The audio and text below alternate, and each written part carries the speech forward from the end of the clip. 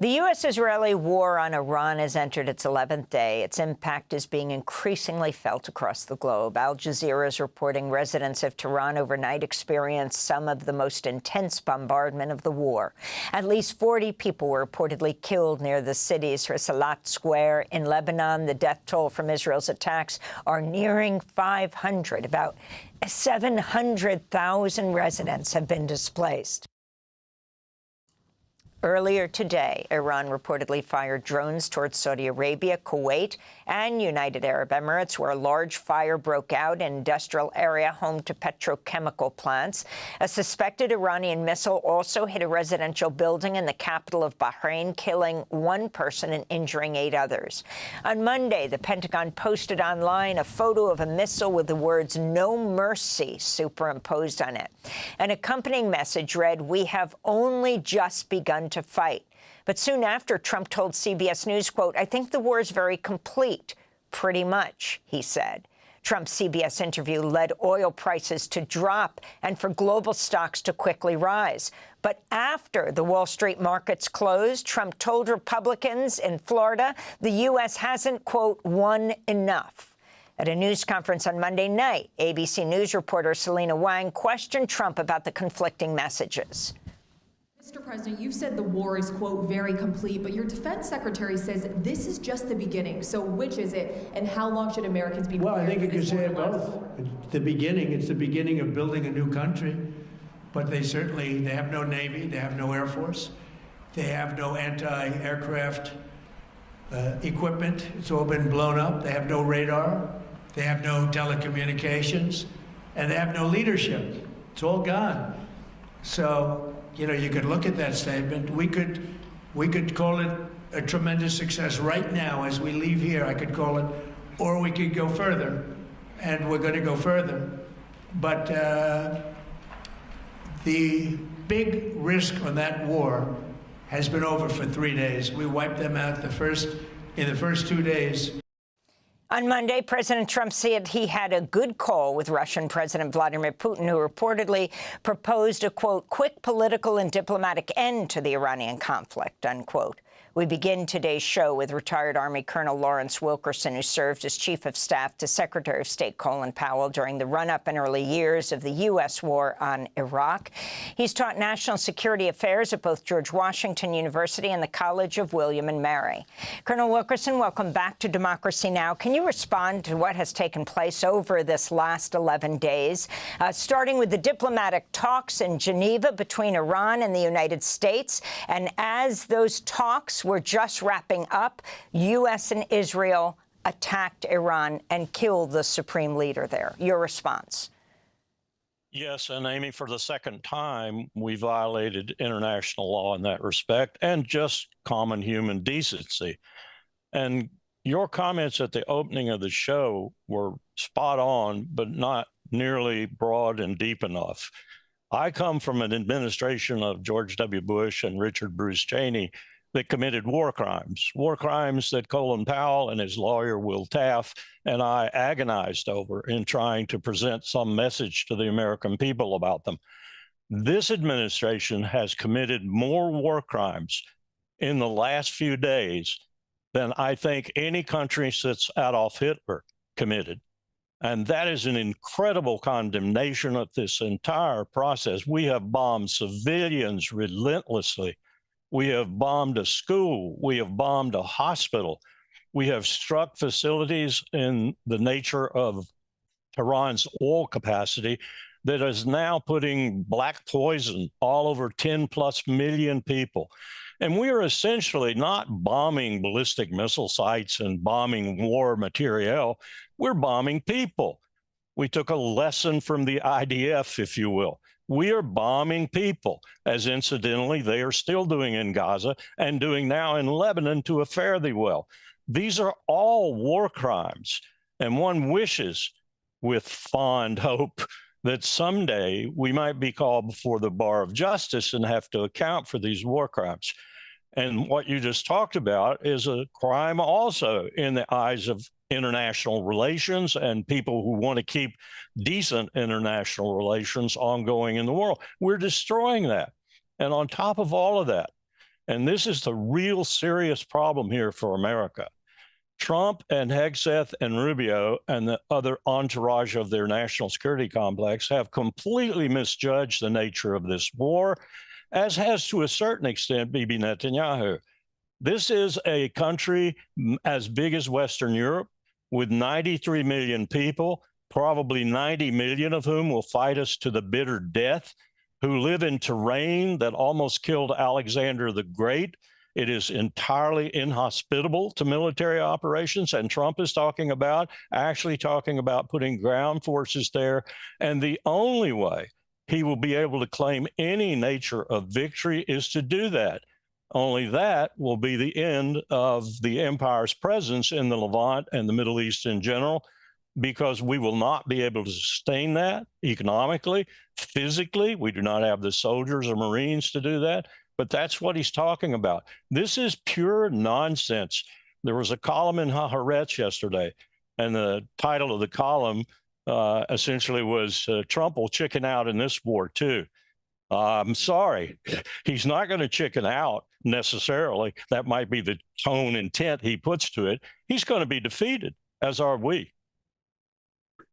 Colonel, I wanted to ask you, we played that clip with Trump talking about all the damage that Iran has sustained, but there's been very little acknowledgement by the U.S. military or the White House to the enormous damage that has occurred to the U.S. military footprint in the Middle East for decades. All of these bases and a radar, multi-billion-dollar radar, were established throughout the region. And what's your understanding of the nature of the damage that has occurred to all of these bases, not just among the Gulf states, but also even in Iraq and other places of the Middle East?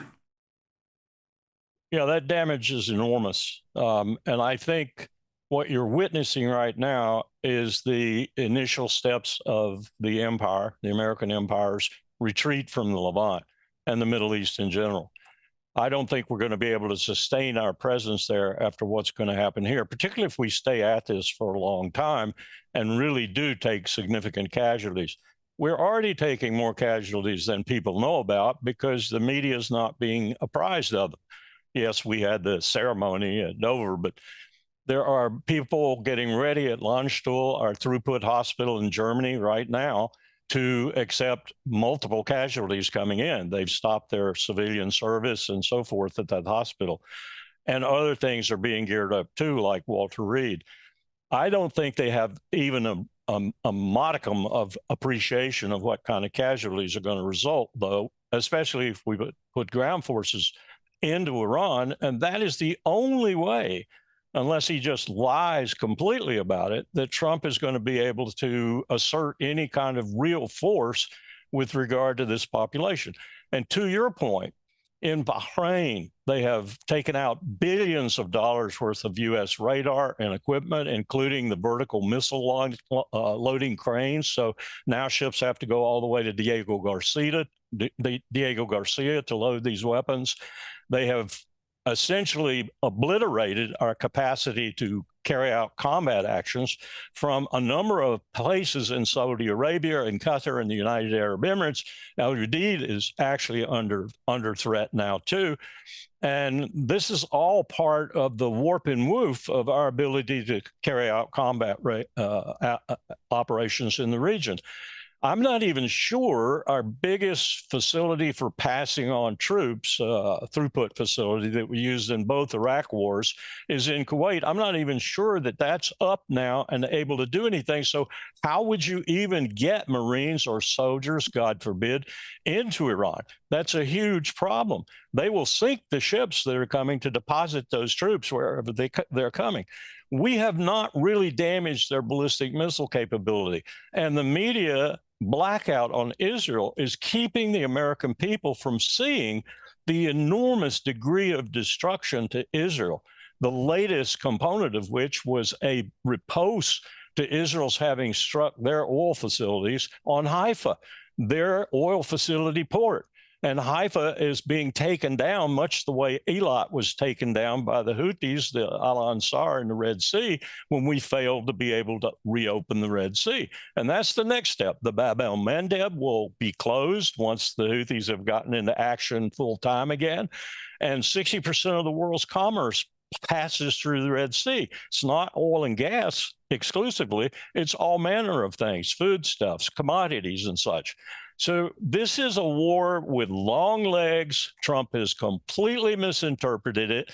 The only one who's interpreted it correctly is Bibi Netanyahu, and I think he's ready to use a nuclear weapon should it become as bad as it looks like it might right now, because Iran has not even begun to shoot its most sophisticated missiles. And now the second and third class of those missiles is getting through almost without opposition. Imagine what these Mach 3, Mach 4 missiles with huge warheads that have maybe 100 different other warheads they display all across an area are going to do to Israel once they're fired.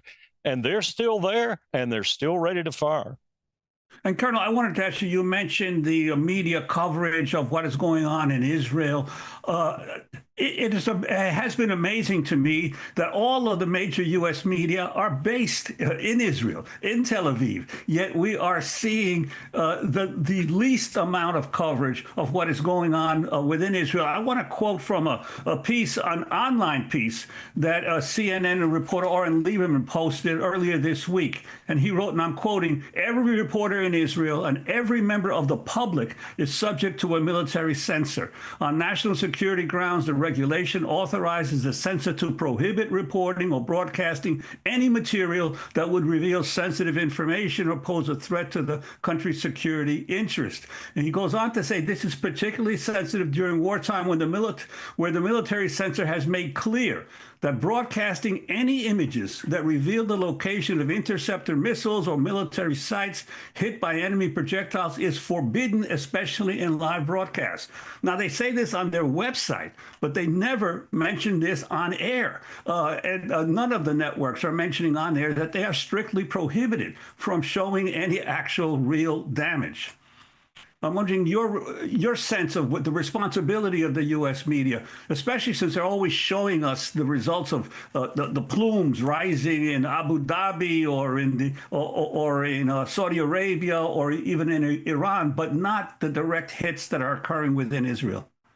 I'll tell you what I told the senior editor to the Washington Post recently. I think it's abominable, the lies that the American mainstream media, both video and print, is telling the American people. And they're putting us in jeopardy in a real substantive sense, because the American people have no way of judging just how foolhardy, how stupid, how unwise, how violative of international dictum and rule this war is. And when it gets to the point, I think this is the end of the Trump presidency, actually, because when it gets to the point where the pressure is so great and some of this has to come out and casualties are manifest, then the American people are going to ask really important questions. Why did you lie to us? Why did you tell us what you were telling us? Why did you start this war of choice? Iran was no threat to the United States of America whatsoever. Did you go to war for Israel? We have heard you went to war for Israel. These are questions that are finally going to get out there in the hustings and going to have to be answered by someone, probably your local congressman, the supine body that has done nothing to check this president, particularly in the war power. And we haven't even talked about that. This is a complete violation of the Constitution of the United States. Just as Kofi Annan said about the 2003 Iraq war, it's an illegal war. And he went on to say it was a violation of our own Constitution. And he was absolutely right. But this pales, or that pales, in comparison with what Trump is doing right now and what he is going to probably have to do in order to seem to correct his errors. And I'm truly worried that this destruction of Israel is going to reach a point. I listened to Netanyahu recently speaking in Hebrew to his clan, to his group, Ben Gvir, Smotrich, and others like that. And at the end of his remarks in Hebrew, which was translated for me very reliably, I think, he essentially said that if it went south, if it went bad, he was prepared to show the Iranians something they had never seen before. I think he meant a nuclear weapon. And I go back to 1973 when Golda Meir told a BBC reporter, you can check, it was printed in London the next day on the front page, that she would use a nuclear weapon in response to his question, would you use a nuclear weapon? Because at that time, they were pretty hard pressed in the 73 war. And she said, yes, without equivocation. I think we're back at that point again, and for probably a far more dangerous situation. I know you have to go, Colonel Wilkerson, but I just want to point out you were the former chief of staff of Secretary of State Colin Powell, who dragged his feet on supporting the U.S. invasion of Iraq in 2003, but ultimately gave that speech that he would call a stain on his career at the UN. It was critical for Bush, President Bush, that it was Colin Powell who gave this speech because he was seen as the reluctant warrior. And he gave that speech saying there was evidence of Saddam Hussein having weapons of mass destruction. Can you make a parallel to what we're seeing today? I can, but I think this is far greater a travesty and a tragedy. That was bad enough, and torture was the thing that broke my back, and ultimately it sort of broke Colin Powell's back too, because we realized that we had signed up not only to a war that was not necessary, we had signed up to a president of the United States for the first time in the nation's history, making public policy torture. Other human beings being tortured was made presidential public policy. This is far worse, I think, and it's been building for some time. It's been building all since Trump was elected, and actually since his first administration. And I think it makes what we did, not to discount it, but it makes it pale by comparison, and it makes me deeply concerned about the future of this republic. Thanks for watching Democracy Now! On YouTube. Subscribe to the channel and turn on notifications to make sure you never miss a video. And for more of our audience-supported journalism, go to democracynow.org, where you can download our news app, sign up for our newsletter, subscribe to the daily podcast, and so much more.